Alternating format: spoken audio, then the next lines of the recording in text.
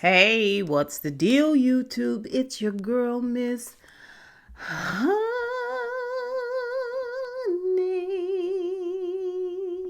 Welcome back to the channel, you guys. Little lackluster there, but it's fine. Got a little something going on here, but I am so excited to be back with our show, our black soap opera, if you will, our kind of people, which has been on hiatus due to the World Series. Shout out to the Atlanta Braves, you know what I'm saying, for winning the World Series. But our show is back, and it is back with a bang. It was gone just long enough for us to forget what a roller coaster ride it is and what absolute positive nonsense, right? Like glorious, glorious, gratuitous nonsense it is, right? But it doesn't take us long to get back in the swing of things. And we have none other than Teddy Franklin to thank for that, because he definitely gave us everything we needed in a black soap opera, right? This is episode 6 of the flagship season, and it's called For Colored Boys. Before you go racking your brain trying to figure out what does that mean, or before you get triggered if you were like me and saw a snippet of For Colored Girls and turn and ran, before you go through those bevy of emotions, the title means nothing to the plot line. Like, it just does not apply. There are attempts from Angela to make it apply, but for the most part, listen, this show, though try as they might to make it seem like it is, um, woke and culturally conscious, it just isn't. It's just good old fashioned gratuitous fun. It's just salacious, wildly written, impossibly drawn storylines, right? Like, there's actual time travel in this episode. But without further ado, let's just first get our housekeeping in order. If you are new to my channel, I would love to have you as a member. Hit that subscription button and then hit the notification bell. You want to also open that up and hit all, so that you'll get all of my content. Also, don't forget to comment down below. You guys know your comments bring me so much joy, and I'm having issues with comments at this point, but I'm working that out. Just know I'm checking under every bush, rock, behind every tree and every closet for your comments. I'm looking everywhere for any stray comments that may have fallen out of my purview. And of course, you guys go ahead and hit that thumbs up button. I would love to get in the algorithm once again with this show, since we've been on hiatus. I had a good roll there for a minute. So thumbs up, thumbs up, thumbs up. And keep your girl in the light of day, child, in the light of day. Okay. So the episode opens with Teddy talking to his doctor, right? His doctor is like, "Oh my gosh, I'm so worried about you. You passed out." He was like, "I blacked out a little bit. I did worse than that in the, in the 70s. In the 70s, I used to black out all the time. You know what I'm saying?" No big deal. It was like a hiccup. And the doctor was like, this is really worrying me. This is concerning me. Teddy was like, you'll be fine if you want this money that I'm giving, this endowment that I'm giving to your organization. So he's just threatening everybody. And since he's on a threatening roll, Tyrique comes in and he veilingly threatens Tyrique. He tells him that he knows about him and Angela, and that he knows that they were coming out of his office. He does not right off, forthrightly say he knows that they have the journals or he heard the conversation about the journals. Instead, when Tyrique kind of explains or tries to explain, he pretends that he's just joking and he was all a setup. Even the camera situation was just this setup to see if he was really trustworthy with Angela, if Tyrique could be trusted with his daughter Angela, and to see if he could trust Angela himself. And Tyrique just tells him, listen, if you were trying to get Angela's trust, this is the wrong way to go about it. Anybody's trust, like, this is pretty much bukaka, right? Teddy's a real piece of work. We get to see Alex Rivera. That's Raymond's first wife and also someone that's supposed to be investigating Teddy. Well, remember Olivia warned Raymond about Alex.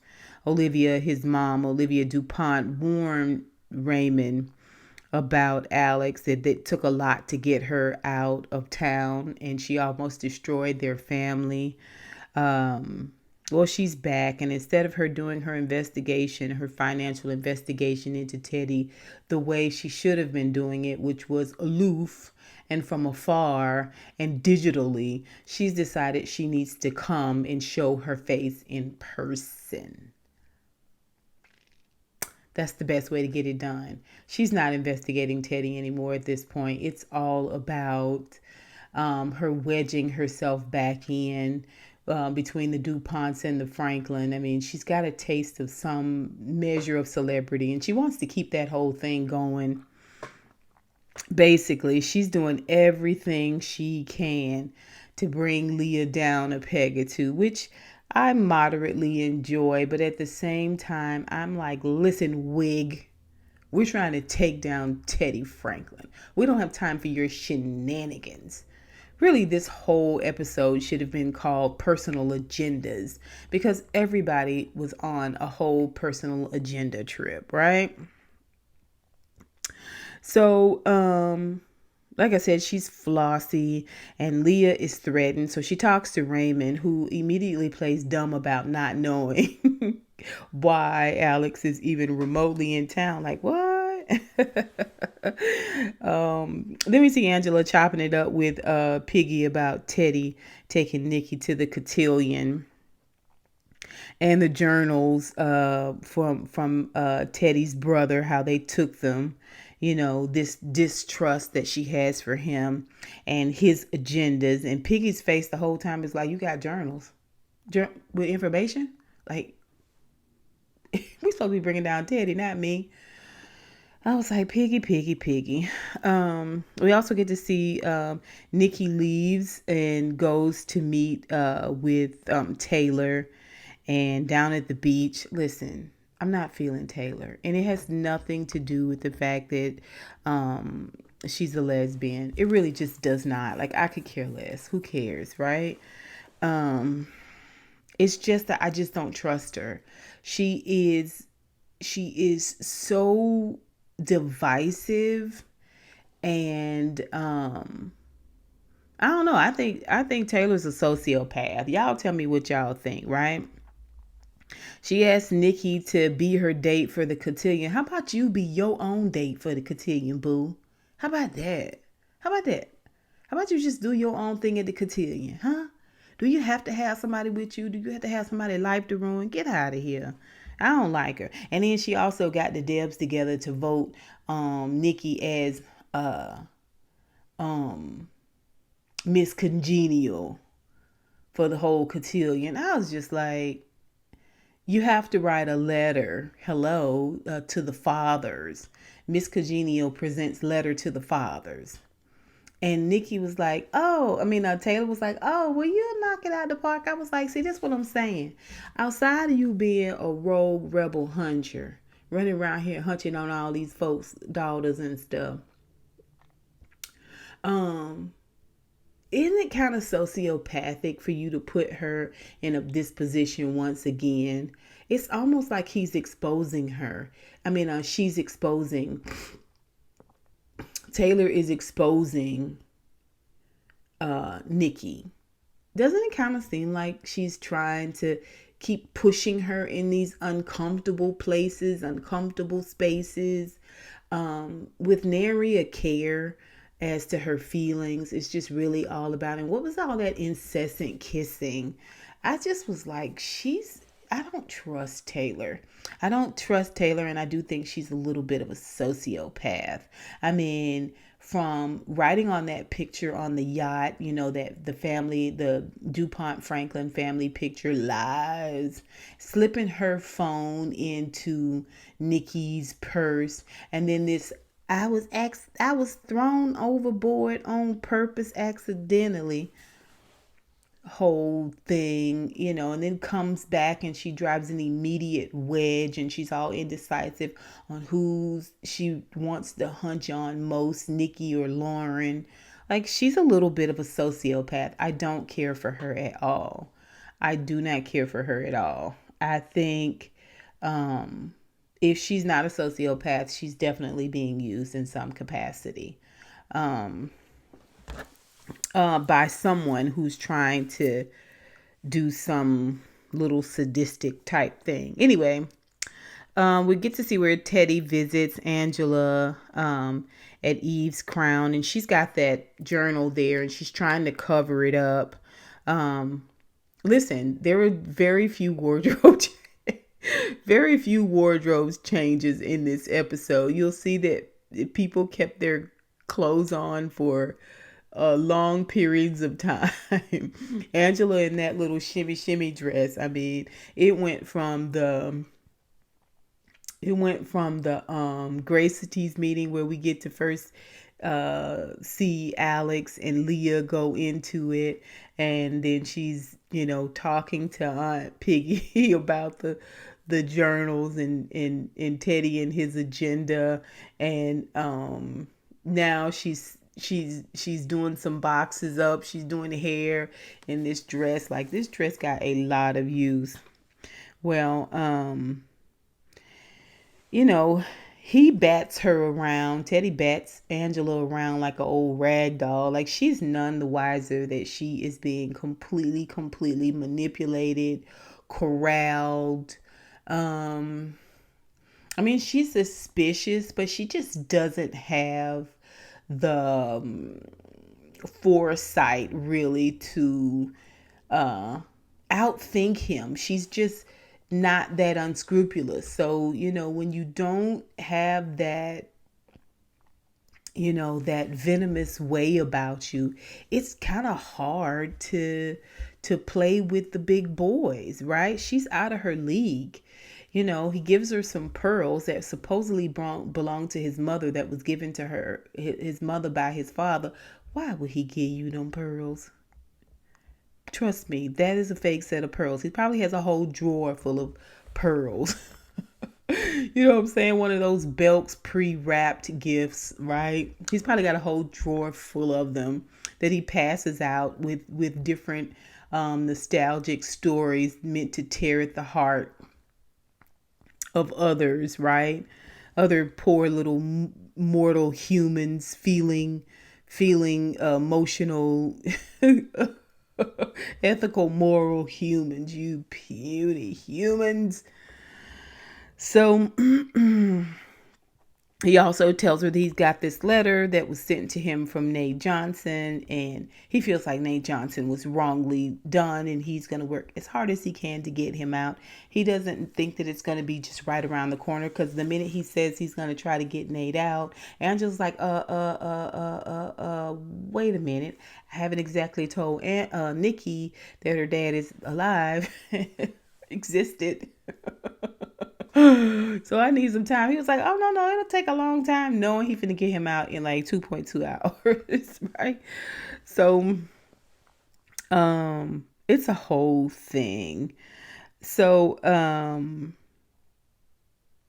like I said, he's just trying to smother her basically with this false kindness. The same thing he did with Tyrique, which is to act like he's none the wiser, like he's really this really good guy, and everything that he's doing is to help her, when really it's just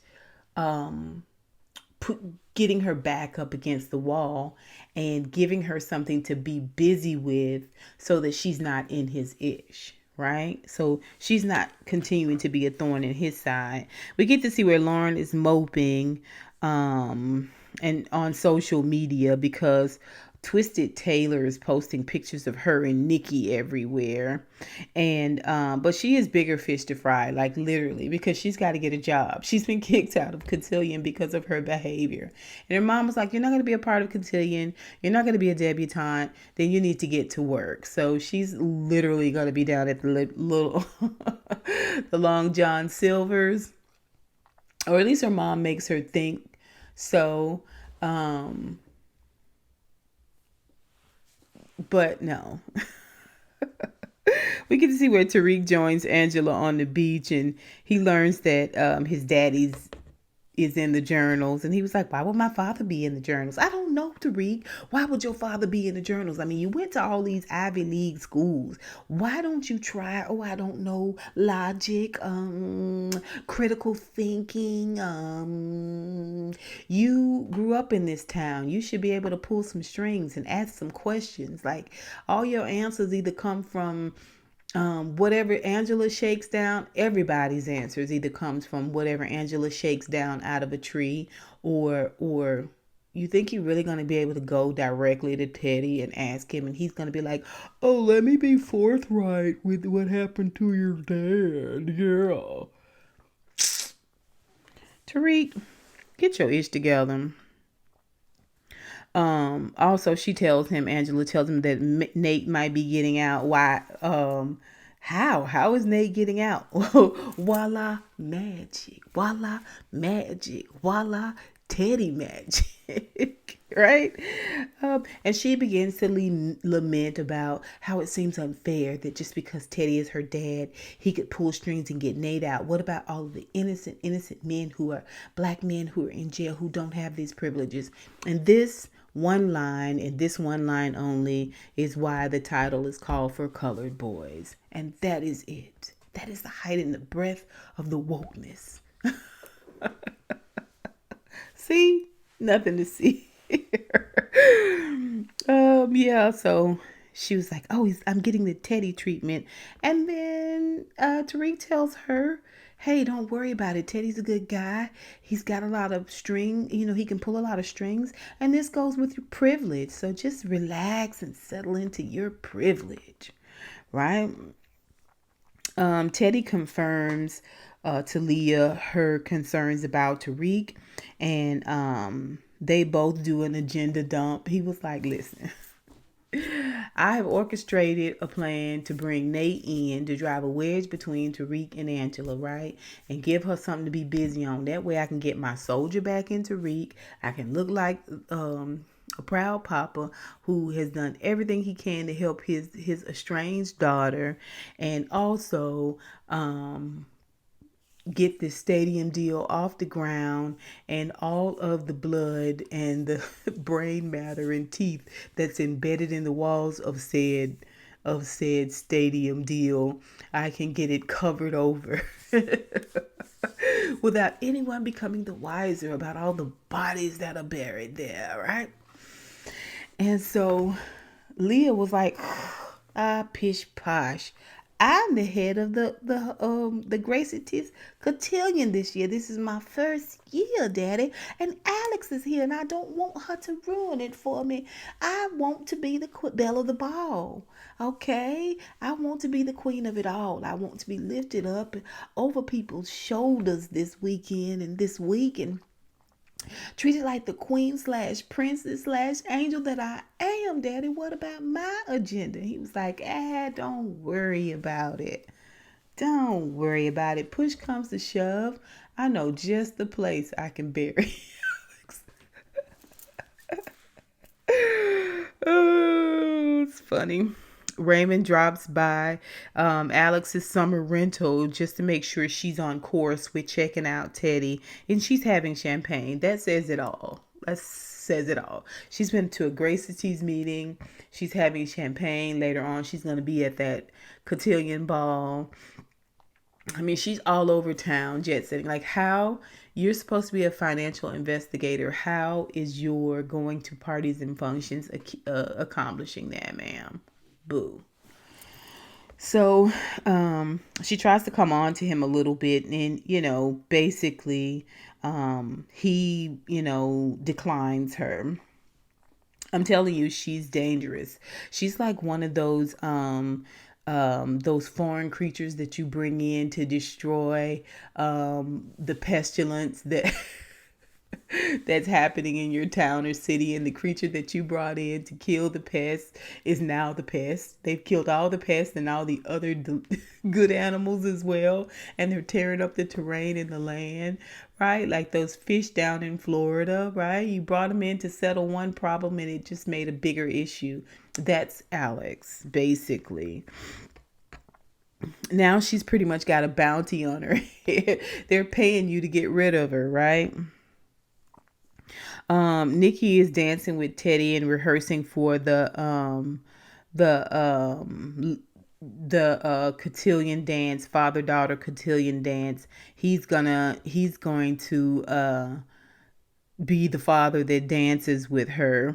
And she talks about the letter to fathers, and he reminds her of this coin. And once again, he's saying this is a coin that his great great grandfather carried when he stood next to Frederick Douglass. And they were both famous orators, and she comes from a long line of orators, and yada, yada, yada. Again, this is just another coin that he keeps in his drawer. A drawer full of coins, a drawer full of pearls, like whatever he can do to ingratiate himself and get someone to let their guard down and let his Slytherin arse in. That's what he does. I don't no more believe this coin is real than Man on the Moon. So Lauren comes in when she's leaving out of rehearsal with her grandfather and gives her an apology. She's doing everything she can to get out of working at Long John Silver's for the summer. So she apologizes to Nikki, and Nikki also apologizes to her for cross hunching with Taylor. I shouldn't have been hunching with Taylor, because that was your hunch. That was your hunch, cousin. And I was wrong for that. I was like, oh, okay. All right. Now, when is it that you both are going to realize that you're both better off without Taylor, and that Taylor is the problem? Like, you guys could probably get along and be cool if Taylor wasn't involved. So we're just waiting on that to possibly happen. Fingers crossed. Okay, so then we see where Leah learns after a visit to see Angela's hot comb that Teddy had been there, and the same things Teddy says to her, except Leah and Teddy have a handshake. Yeah, boop, boop, boop, boop. Right? Just you and me. We're in this love together. We got the kind that lasts forever. Well, apparently he tells Angela the same thing. So listen, Leah, you really shouldn't worry about that. So he uses the same slogan of encouragement and rallying with Angela as he does with you. They don't have a handshake yet, sis. I wouldn't worry until Angela's doing the handshake, right? But still throws Leah off a little bit. She realizes that Teddy is blowing a lot of smoke up, a lot of tails around there. And and just about anybody can get a puff, right? Olivia is openly throwing stones and not hiding her hands at Alex. Alex is in there for a hot stone massage, and Olivia turns the heat up on those stones and places them dead on her skin. And then when Alex sits up in shock and pain, Olivia says, "What are you doing here? We had an agreement that you would stay away, that you would never return here again." And Alex was like, "Actually, we had a deal that I wouldn't see Raymond again." But she looks frightened. She looks afraid. There's fear in her eyes, right? She knows that Olivia is not one to be trifled with. But then she says, I'm not afraid of you, Olivia. And Olivia was like, oh, listen, you and your fishy family. Apparently, Alex does not come from money. Her parents were fishermen there on the island. And so she's always reminded about her fishiness and her fishy family, right? Olivia lets her have it, and she was aggressive. I mean, I partially thought Olivia was gonna kill her in that moment. But like I said, she lets Alex know, um, don't play with me. Do not play with me. Do not play with me, okay? Because your grave been dug for about 6 to 7 years now, right? How long they been married? Yeah, we dug your grave tonight. We ran you out of town, right? Still open, still ready, right? Alex is one scared tuna. So then we get to see Lauren put together a charity named after herself, Lauren's Closet, to give out away her old garments to help underprivileged people, underprivileged women and girls out there who are trying to make it for themselves in interviews. And I was just like, child, she's a piece of work. And just like that, she is off punishment. She's back at a part of the Cotillion, and she is going to take her bad wig to the ball. So yeah, the punishment thing lasted like that. Okay, so at the Cotillion ball, we see Teddy, Leah, and a tuxedo. The tuxedo had someone in it. Who was it? It's an invisible man. I think. Oh yeah. That's supposed to be where Quincy stands. Anytime you see a tuxedo with an invisible man in it, that's Quincy. Just know that, right? You can't see him. If he doesn't put the clothes on, you won't be able to see him at all. He's practically invisible. So, we see them standing there, and Angela and Piggy walk in, and there's Teddy. Basically, she sends Angela on her way after Angela to get some champagne. After Angela learns that they're going to be sitting at the family table, table number 1, and when Angela goes to get the champagne, Piggy's like, what do you have up your sleeve with this whole Nate Johnson thing, Teddy? And Teddy was like, oh, I'm surprised you wanted to show your face around here, considering the people that's serving are some of the same people that you worked with when you was around here serving. Aren't you afraid that they gonna have some of your own secrets while you uncovering mine? Some of your own secrets may get told around here. And then that's when we see Aunt Piggy looking around like, then she makes up this lie. I was like, oh, Aunt Piggy, you are yellow. You jellyback girl. I thought you had tenacity. You gonna let Teddy run you off? She makes up a lie about having a headache, child. And she hadn't been in the door 2.2 seconds. She hadn't even got half a sip off of that doggone champagne. And she was out of there. Gone. Oh, please give Nikki my sincerest apologies. I was like, Piggy, you need to get yourself together now, girl. I thought you was gonna be a formidable foe. Anyway, we see where Alice is at the function, and she takes the opportunity to rub the fact that Raymond is her sloppy seconds. Is Leah's sloppy seconds in Leah's face, that she actually dumped Raymond, and that Raymond didn't dump didn't dump Alex to be with Leah. Of course, Leah's upset about that. She goes right to Raymond to tell him that she didn't know he wasn't her first choice, but she was his only choice, basically, last resort, basically. And he was like, no, it's me and you forever. I love you for life. You know what I'm saying? And she was like, get rid of her. I want her gone. If you don't get rid of her, I'm going to get rid of her, and you don't want that. I was like, okay, something tells me Alex is going to end up sleeping with the fishes. So, this night is supposed to be all about Leah, and She is pissed with Raymond. Now she's pissed with Teddy because um, nobody is thinking of her feelings. When Teddy is supposed to announce her, she's supposed to announce him, and he's supposed to do a letter to the daughters, right? And instead of him even mentioning her, he does this full on apology just to Angela in the ball and does not mention Leah at all. And so when she goes to dance with him, finally, she was just like, "You don't even bring me up. This all you talk about is your illegitimate daughter." You know what I'm saying? This is supposed to be my night, right? And she was like, "I keep all your secrets. I lie to my husband, and this how you treat me?" When you say it out loud, you see how stupid you sound, Leah? Yeah. So, um, you know, he's working a plan to bring Angela down a peg or two. And he was like, this whole Nate situation is gonna help with that. You gotta understand. And she's like, save it.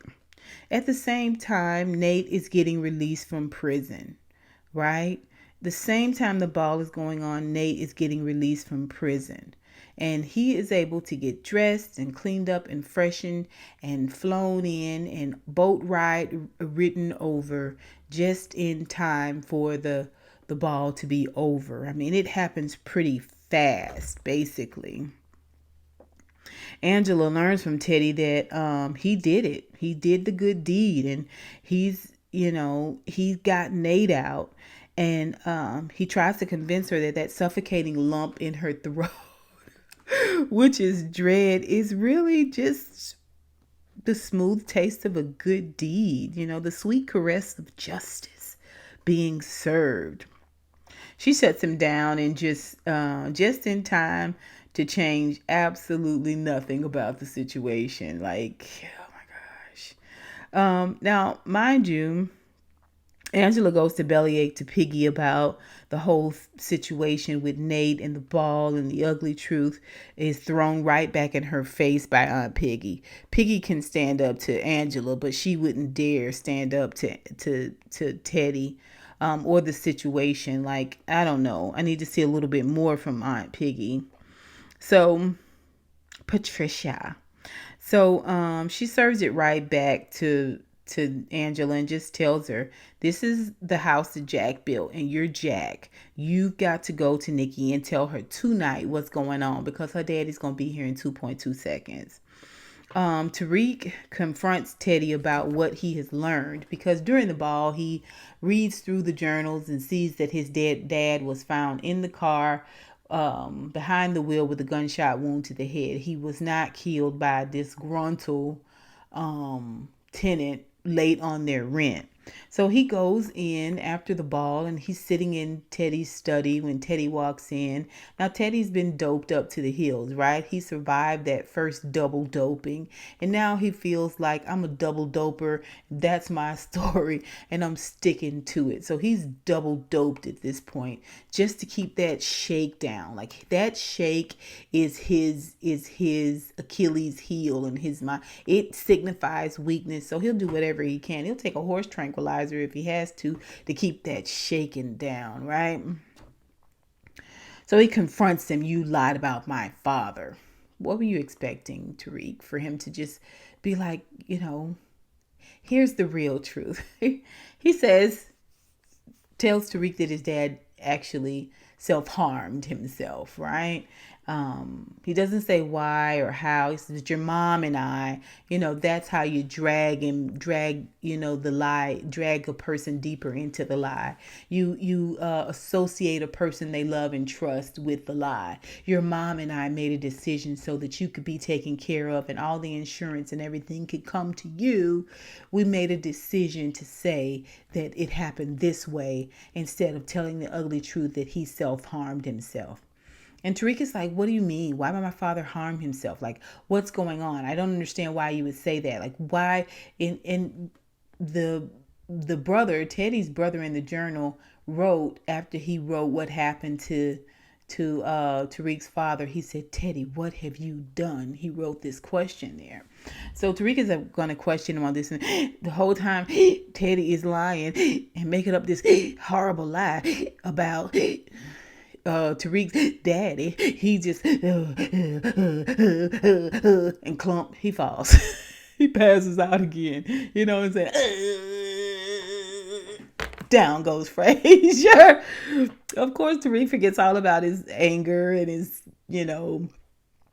disgust for Teddy's lies. And he's like, Teddy, breathe. Talk to me, Teddy. Talk to me, Teddy. And in runs Nate. Just in time, baby. Fresh, dressed, dreads done. Up until this point, he looked raggedy. Okay?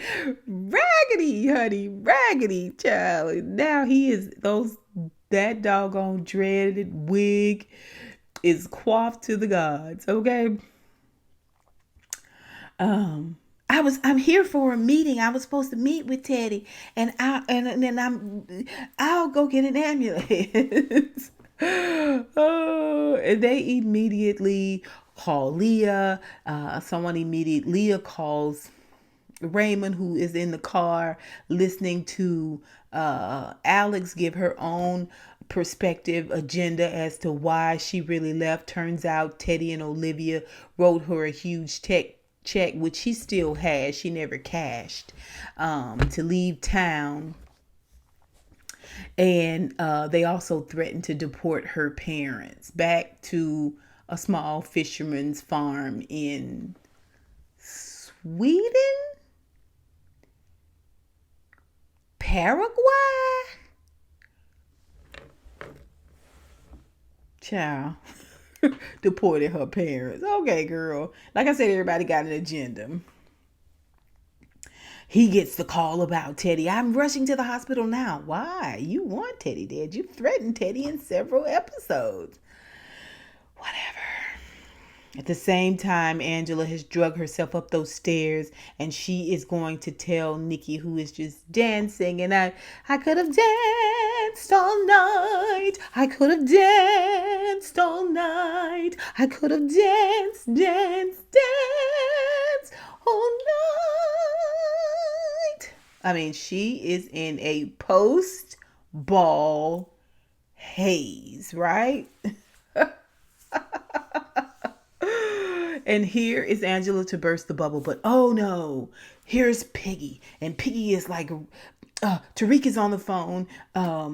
They've had to rush Teddy to the hospital. So everybody rushes to the hospital. Leah's still in her gown, and the invisible son and their daughter Lauren and Raymond is there. They're all still kitted out in their ball regalia, and Angela is there. She's gotten home and taken her bra off, baby, and tied her head up, put old nasty piece of Walona Woods in her head, child. And Nikki is there, and she is still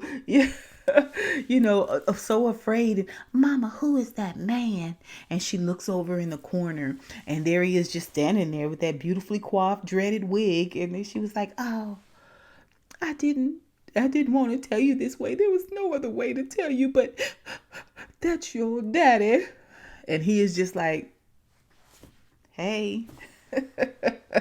First of all, Nate, you've been in jail all that time. You've been fighting to see your daughter all that time. You basically convinced Angela it was a good thing to give the thumbs up to let him out of jail because you want to start a life with your daughter, and you go see Teddy first. Okay, that's fine. Whatever. We don't pick at scabs and during the soap opera. No. And that's how the episode goes off. It is so crazy. It is the craziest, most staged ending ever. Like I said, we got to see time travel, Nate leaving the jail and getting to Oak Bluffs just as the ball ends.